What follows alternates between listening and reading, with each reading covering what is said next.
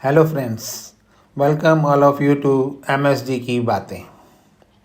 Friends, इस यात्रा की शुरुआत आज से 43 ईयर्स पहले हुई और जो हुआ, जिस तरीके से हुआ, उसकी कल्पना करना किसी भी सोच से परे था। 100% निश्चित तौर पर यह उस परमपिता परमेश्वर का ही प्लान था, बिकॉज कहते हैं कि एवरीथिंग इज़ प्री डिसाइडेड। हमारी पहली मुलाकात कॉलेज में हुई और शायद यह इसी प्लानिंग का हिस्सा थी। Friends, I passed my 10th securing national scholarship. I was good at studies. I got admission in commerce stream in Hindu College Sonipat because मेरे मन में एक सपना था CA बनने का. So I took admission in commerce. All my school friends were with me. After passing 11th, I took admission in BCom first year, but all my friends left this college and took admission in CRA College Sonipat. They also insisted me to go to with them in the same college. After few days, I also left Hindu College and moved to CRA College. और यही इस यात्रा की शुरुआत का पहला कदम था, क्योंकि सीमा भी इसी कॉलेज में कॉमर्स की स्टूडेंट थी। क्योंकि मेरा एडमिशन कुछ दिनों के बाद हुआ था और मेरी कुछ क्लासेस मिस हो गई थी, तो मुझे पिछले कुछ दिनों में पढ़ाए गए चैप्टर्स के नोट्स की ज़रूरत थी।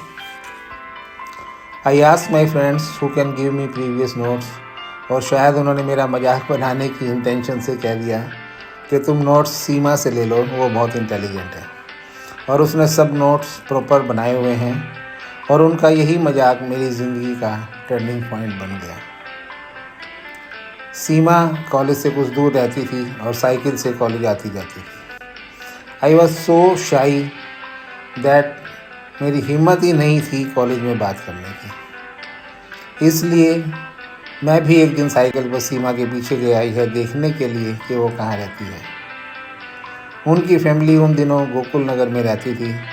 उनका घर देखने के बाद भी मेरी हिम्मत नहीं थी वहाँ जाने की। मैं सोच कर जाता था कि आज नोट्स मांग लूँगा, बट फिर बिना लिए ही वापस आ जाता था।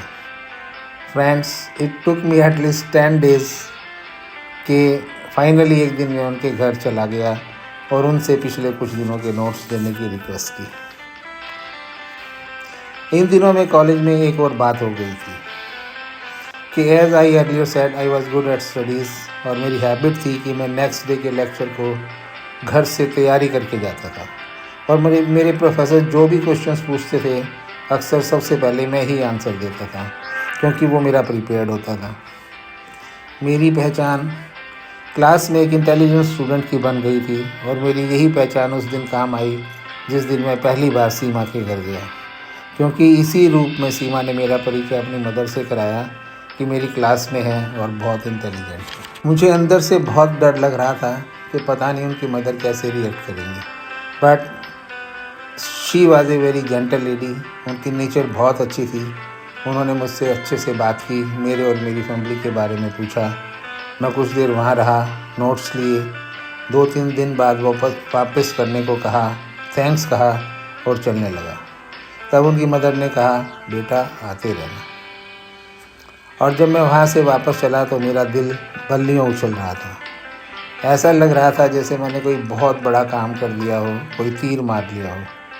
और फ्रेंड्स, आने वाले दिनों में यह प्रूव हो गया कि वास्तव में मैंने उस दिन सच में बहुत बड़ा काम कर दिया था, क्योंकि इसी दिन की शुरुआत के बाद यह सिलसिला, यह यात्रा आगे बढ़ी। फ्रेंड्स, आज के अंक में बस इतना ही। हमारा साथी बनने के लिए बहुत बहुत धन्यवाद। Thank you very much. Friends, एक खूबसूरत यात्रा की शुरुआत के पहले वीडियो का लिंक डिस्क्रिप्शन में दिया गया है, आप इसे वहां जाकर देख सकते हैं।